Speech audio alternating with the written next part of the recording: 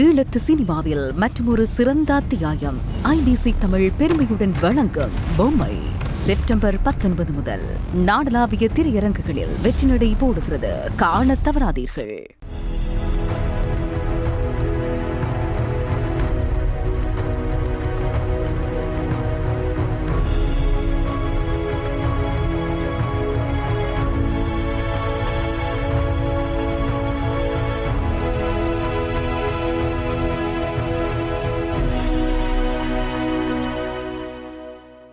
செய்தி வீச்சு உங்களை வரவேற்றுக் கொள்கிறது. இன்றைய செய்தி வீச்சிலும் இலங்கை மற்றும் உலக நிலவரங்கள் காத்திருக்கின்றன.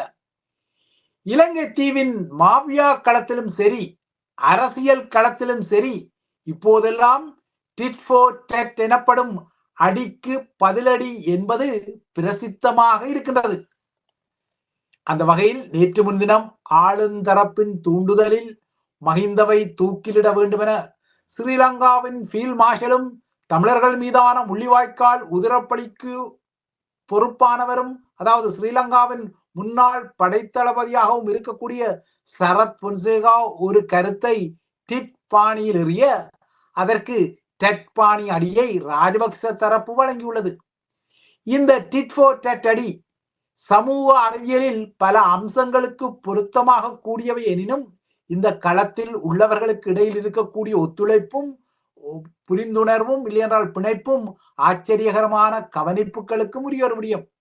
அந்த வகையில் போர்க்களத்தில் இருந்து தமிழர்களின் தலைவர் 2000ஆம் ஆண்டுகளின் பிற்பகுதியில் தப்பிச் செல்ல உதவ முயன்றதன் ஊடாக மஹிந்த ராஜபக்ஷ அரச தலைவராக இருந்தாலும் நாட்டை காட்டி கொடுத்ததாக அவரது காலத்தில் இராணுவ தளபதியாக இருந்த ஃபீல்ட் மார்ஷல் பீத்திக் கொள்ள அதற்கு மஹிந்தவின் ஊடக கிளி மனோஜ் கமகே நேற்று பதிலடியை வழங்கிக் கொண்டது. அந்த பதிலடியில் ஊடகர் லசந்த விக்ரமதுங்கவின் படுகொலைக்கு ஃபீல்ட் மார்ஷல் சரத் பொன்சேகாவை காரணம், அவர்தான் வசந்தவை போட்டு தள்ள ஒரு ஹிட்மென் குழுவை அனுப்பியதாக ராஜபக்ஷ அணியின் புதிய குற்றச்சாட்டு மஹிந்தவின் ஊடக பேச்சாளர் ஊடாக வந்திருக்கின்றது. ஃபீல்ட் மார்ஷல் சரத் பொன்சேகா தனது மடியிலுள்ள லசந்த படுகொலை கனத்தை மறைப்பதற்கு அனுர அரசாங்கத்திற்கு சார்பாக தற்போது குரல் கொடுத்து மஹிந்தவுக்கு எதிராக பேசிக்கொள்வதாக கமகே குறிப்பிடுகின்றார். ஆக மொத்தம் இதுவரை லசந்த கொலையின் பின்னணியில் டெர்மினேட்டரும் முன்னாள் அரசு தலைவருமான கோட்டாபாய ராஜபக்ஷ நேரடியாக சுட்டுவிரல் நீட்டப்பட்ட நிலையில் இப்போது சரத் பொன்சேகா தான் லசந்தவை போட்டு தள்ள ஒரு குழுவை அனுப்பினார் என்ற புதிய விடயம் உலா வருகிறது.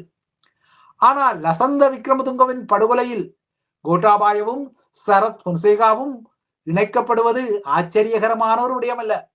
ஏனென்றால் ராஜபக்சக்களின் உறவினரான உதய வீரதுங்க ஸ்ரீலங்கா விமானப்படைக்கு மிக் 27 ரக போர் விமானங்களை கொள்வனம் செய்த போது அதில் பெருமளவு பணத்தை ஆட்டிய போட்டதாக, அதாவது ஊழல் முறைகேடுகளை செய்ததாகவும், இந்த ஊழல் முறைகேடுகளை லசந்த விக்ரமதுங்க தனது சண்டே லீடர் பத்திரிகையில் 2007 வெளியிட்டதும் ராஜபக்சேக்களுக்கும் அவருக்கும் இடையிலான முருகல் எழும்பியமை நீங்கள் அறிந்த விடயம். அப்போது ஸ்ரீலங்காவின் பாதுகாப்பு செயலாளராக பதவியில் இருந்தவர் கோட்டாபாய ராஜபக்ஷ, அதேவேளை இராணுவ தளபதியாக இருந்தவர் சரத் பொன்சேகா. அவருக்கும் கோட்டாபாய ராஜபக்சவுக்கும் இடையிலான பிணைப்பு இல்லை என்றால் இணைப்பு ஏற்கனவே அறியப்பட்ட ஒரு விடயம். இந்த வேளை ஸ்ரீலங்காவின் பாதுகாப்பு செயலாளருடன் முருகல் கொண்ட லசந்த விக்ரமதுங்கவை போட்டு தள்ள சரத் பொன்சேகா உதவி வழங்கி இருக்கக்கூடும் என்ற ஐயங்கள் மறுக்கப்படக்கூடிய ஐயங்கள் இல்லை. இந்த மோதலின் விளைவாக, அதாவது கோட்டாபாயாக்கும் லசந்தவுக்கும் இடையிலான மோதலின் விளைவு 2009 ஜனவரி 8 50 வயதேயான லசந்த விக்ரமதுங்கவின் உயிரை கொழும்பில் கொடூரமாக குடித்திருந்தது. உந்துருளிகள் சென்ற 4 கொலையாளிகள் லசந்த பயணித்த வாகனத்தை தடுத்து நிறுத்தி அதன் ஜன்னலை உடைத்து தமது கரங்களில் இருந்த நாசகார துப்பாக்கியால் லசந்தவின் தலையில் சுட்டிருந்தனர். அவ்வாறாக தாக்குதலுக்கு உள்ளாக்கப்பட்ட லசந்த ஓரிரு மணி நேரத்தில் வைத்தியசாலையில் மரணித்திருந்தார். அதுவும் மீக்கூழல் வழக்கு தொடர்பாக நீதிமன்றத்தில் அவர் சாட்சியம் அளித்துக் கொள்வதற்கு சில நாட்களுக்கு முன்னர் அவர் படுகொலையுண்டார். இந்த நிலையில் அவரே தனது கொலையை முன்னறிவித்து தனது பத்திரிகையில் ஒரு இறுதியாக்கத்தை எழுதியிருந்தார். இதுதான் ராஜபக்சேக்களை இந்த கொலையில் மாட்டுப்பட வைத்தது. லசந்த விக்ரமதுங்க அன்று எழுதிய தனது ஆக்கத்தில் நாசிகளின் காலத்தில் மார்ட்டின் நிமோலர் எழுதிய புகழ்பெற்ற கவிதை வரிகளையும் குறிப்பிட்டு தான் கொல்லப்பட்டால் அதற்கு அரசாங்கமே, அதாவது ராஜபக்சேக்களே பொறுப்பு என குறிப்பிட்டதும் சுட்டிக்காட்டத்தக்கது. இப்போது லசந்த விக்ரமதுங்க கொல்லப்பட்ட காலத்தில் ஒரே படகில் பயணித்த ராஜபக்சேக்களும் சரத்வன்சேகாவும் தத்தமது குற்றங்களை மாறி மாறி பகிரங்கப்படுத்திக் கொள்வது இடம்பெறுகிறது. இதேபோல மஹிந்தவின் வாரிசுகளுடன் முறுகல் கொண்ட ஸ்ரீலங்காவின் பிரபல ரக்பி வீரரான வாசிம் தாஜுதீன் படுகொலை செய்யப்பட்ட போது அவரது வாகனத்துக்கு பின்னால் சென்ற வாகனத்தில் பயணித்த ஹஜ்ஜா ஆகிய அனுர விதான கமகே அப்போது ஸ்ரீலங்காவின் பாதுகாப்பு அமைச்சில் பணியாற்றிய விடயத்தை இப்போது ஸ்ரீலங்காவின் குற்றப்புலனாய்வுத்துறை அனுரவின் ஆட்சியில் வெளியிட்டுள்ளமை இன்னொரு திடுக்கிடும் தகவலாக மாறி இருக்கிறது. இலங்கையில் இடம்பெற்ற படுகொலைகளில் தாஜுதீனின் படுகொலையும் முக்கியமான ஒரு படுகொலையாக இன்று வரை கருதப்படும் நிலையில் அப்போதைய ராஜபக்ச அதிகார மையம் இந்த படுகொலைக்கும் தனக்கும் இடையிலான தொடர்புகளை மறுத்து கொண்டாலும் இந்த படுகொலையில் அப்போது கொழும்பு அதிகார மையத்தின் பங்கு இருந்ததை இப்போது அனுர ஆட்சியின் சிஐடியினர் வெளிப்படுத்த தலைப்படுகின்றனர். இதற்கிடையே வாசிம் தாஜுதீன் படுகொலையில் தொடர்பு கொண்ட இதே ஹஜ்ஜா இந்த வருட ஆரம்பத்தில் தனது 2 குழந்தைகளுடன் படுகொலை செய்யப்பட்ட பின்னணியில் தான் இந்த கொலைக்கு பயன்படுத்தப்பட்ட துப்பாக்கியை தானே வழங்கியதாக தற்போது உள்ளே போடப்பட்டு சிஐடியினரால் வறுத்தெடுக்கப்படும் ராஜபக்ச தரப்பின் முன்னாள் உள்ளூராட்சி வேட்பாளர் முகமான சம்பத் மனம்பேரியும் சில புதிய புதிய விடயங்களை கக்கி இருக்கின்றார். வசீம் தாஜுதீன் கொலை அனுரா ஆட்சியில் கிளறப்பட்டால் அதில் ஹஜ்ஜா மாட்டுப்பட்டு உண்மைகள் வெளிவரக்கூடும் என்ற அச்சத்தில் தான் ஹஜ்ஜா இந்த வருடம் போட்டு தள்ளப்பட்டதாக இப்போது ஸ்ரீலங்கா சிஐடியினர் கருதி கொள்கின்றார்கள். ஆக மொத்தம் கடந்த கால படுகொலைகளுடன் தொடர்புடைய முக்கிய முகங்கள் இப்போது பரபரப்பான வெளிப்படுத்தல்களுடன் அம்பலப்படும் பின்னணியில் திகில் சம்பவங்களும் போதை சாம்ராஜ்ய வெளிப்படுத்தல்களும் இலங்கை தீவில் தொடர்கின்றன. அந்த வகையில் தெற்கின் மாத்தறை வெள்ளமடம் பகுதியால் சென்ற பாதாள உலக முகங்களின் வாகனம் ஒன்றின் மீது தாம் துப்பாக்கிச் சூட்டை நடத்தியதாக இன்று ஸ்ரீலங்கா காவல்துறை அறிவித்துள்ளது. இதற்கிடையே இலங்கையில் எல்லா துறைகளிலும் மாபியா ஊடுருவியதை போல பாடசாலைகளின் ரக்பி விளையாட்டு துறையிலும் ஒரு மாபியா புகுந்து விட்டதாக கொழும்பின் பிரபல தமிழ் பேசும் பாடசாலை ஒன்றின் தலைவர் அலறி இருக்கின்றார். இலங்கையின் அரசியல் நாசகார சாபக்கேடுகள் போலவே எல்லாவற்றையும் கட்டுப்படுத்த முயற்சிக்கும் சில சக்தி வாய்ந்த முகங்கள் எவ்வாறு தமிழ் பகுதிகள் மீது 30 ஆண்டு கால போரை நடத்தி கொண்டார்களோ, எவ்வாறு ஈஸ்டர் தாக்குதலுக்கு பின்னால் சூத்திரதாரிகளாக இருந்தார்களோ, இப்போது அதே சூத்திரதார முகங்கள் புதிய அவதாரத்தை எடுத்து பாடசாலைகளில் ரக்பி விளையாட்டு துறையில் தமது மாபியா முகங்களை நிலைநிறுத்த முனைவதாக கொழும்பு சாகிரா கல்லூரி சார்ந்து ஒரு எச்சரிக்கை வெளிவந்துள்ளது. மாபியா மற்றும் போதை சார்ந்த செய்திகள் இவ்வாறாக தெற்கில் மட்டும் பரபரப்பாக வெளிவரவில்லை, வடக்கிலும் தற்போது அதிகமாக தலையெடுக்கின்றன. அந்த வகையில் யாழ்ப்பாணம் சிறைச்சாலைக்குள் உணவு பொதிக்குள் மறைத்து போதைப் பொருட்களை கடத்த முயன்ற 2 தற்போது கைது செய்யப்பட்டு உள்ளே போடப்பட்டுள்ளனர்.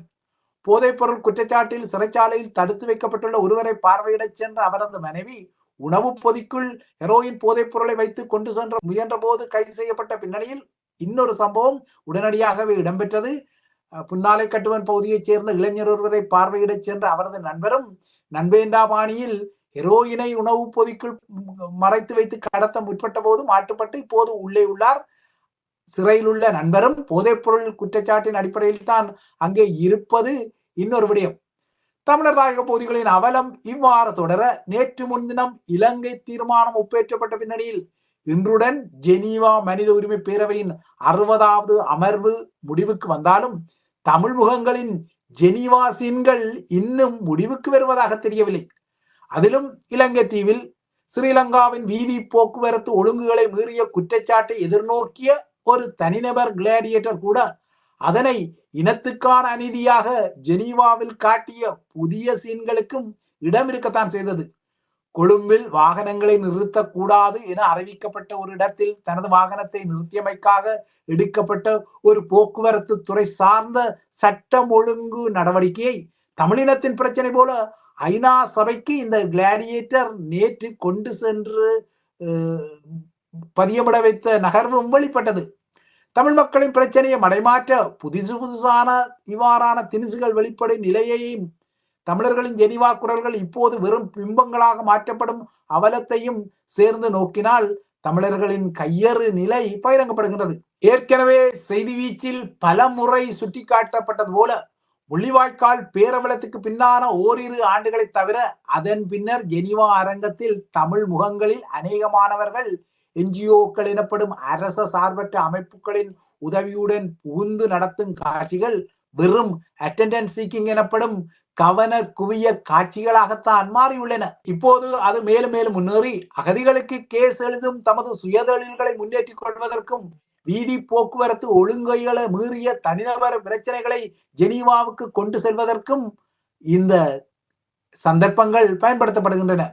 சொந்த மக்களை ஏமாற்றும் வகையில் ஜெனீவாவில் முழங்கினார், முறையிட்டார், கர்ஜித்தார் என வெறும் சமூக ஊடக வலைத்தளங்களில் செய்தியாக்கப்படுவதற்கே இந்த முகங்கள் தமது ஜெனீவா அதகலங்களை தொடர்கின்றன.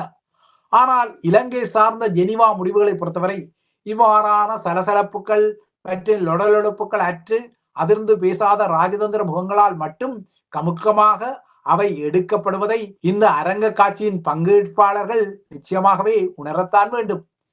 இவை இலங்கையை மையப்படுத்திய விடயங்கள். அடுத்து உலக நிலவரங்களை நோக்கிக் கொண்டால் அமெரிக்க அரசு தலைவர் டொனால்ட் ட்ரம்பின் காசா அமைதி ஒப்பந்தத்துக்கான இறுதி முடிவுகளை பெறுவதற்கு இன்று எகிப்தில் முக்கிய பேச்சுக்கள் இடம்பெற்று வருகின்றன. இந்த பேச்சுக்களின் ஒரு முக்கிய அம்சமாக இன்று கட்டார் பிரதமர் ஷேக் முகமது ஜாசிம் அல்தானிக்கும் அமெரிக்க தரப்பின் ட்ரம்ப் முகங்களான அவரது மருமகன் ஜெரட் குஷ்னர் மற்றும் ஸ்டீவ் விட்கோஃப் ஆகியோருக்கும் இடையில் பேச்சுக்கள் நடக்கின்றன. நேற்று முன்தினமும் நடந்த 2 நாள் பேச்சுவார்த்தைகளில் இஸ்ரேலும் ஹமாஸும் இந்த பேச்சுக்களில் முன்னேற்றம் அடைந்துள்ளதாக அறிவிக்கப்பட்ட நிலையில் அமெரிக்கா மற்றும் கட்டாரின் உயர்மட்ட அதிகாரிகளின் முக்கிய பேச்சுக்கள் இன்று எகிப்தில் இடம்பெற்று வருகின்றன. அடுத்ததாக பிரான்சின் அரசியல் நிலவரங்களை நோக்கிக் கொண்டால் பிரான்சின் அரசியல் நெருக்கடி தொடரும் பின்னணியில் அரசு தலைவர் இமானுவேல் மேக்ரான் நாடாளுமன்றத்தை கலைக்கக்கூடும் என்ற ஊகங்கள் வலித்து வருகின்றன. பிரெஞ்சு அரசியலமைப்பு பொறுத்தவரை அதன் 12வது பிரிவின் கீழ் அரசு தலைவர் நாடாளுமன்றத்தை கலைக்க வேண்டுமானால் அதற்கு முன்னர் நாடாளுமன்றத்தின் 2 அவைகளின் தலைவர்களையும் அவர் சந்தித்து இது தொடர்பாக கலந்து ஆலோசனை செய்ய வேண்டும் என்ற விதி உள்ளது. இந்த விதியின் அடிப்படையில் நேற்று அரசு தலைவர் மேக்ரான் நாடாளுமன்றத்தின் கீழவையின் சபாநாயகரையும் செனட்டின் தலைவர் ஜெராட் லாச்சரையும் தனித்தனியாக சந்தித்து பேசியிருக்கின்றார். ஆனால் இந்த நெருக்கடிக்கு உண்மையான தீர்வுக்குரிய ஒரே வழி புதிய அரசு தலைவர் தேர்தல்தான் என்ற நிலைப்பாடும் அரசியல்வாதிகள் மத்தியில் வலுத்து வருகின்றது. இதனால் மேக்ரான் பதவி விலக வேண்டும் என்ற கோரிக்கைகளும் அதிகரித்து வருகின்றன. இப்போதைய சூழலில் எத்தனை புதிய பிரதமர்கள் மேக்ரானால் நியமிக்கப்பட்டாலும் அவர்களால் பிரான்சின் பிரச்சனைக்கு தீர்வு காண முடியாது என்ற கருத்துக்களும் வலுத்து வருகின்றன.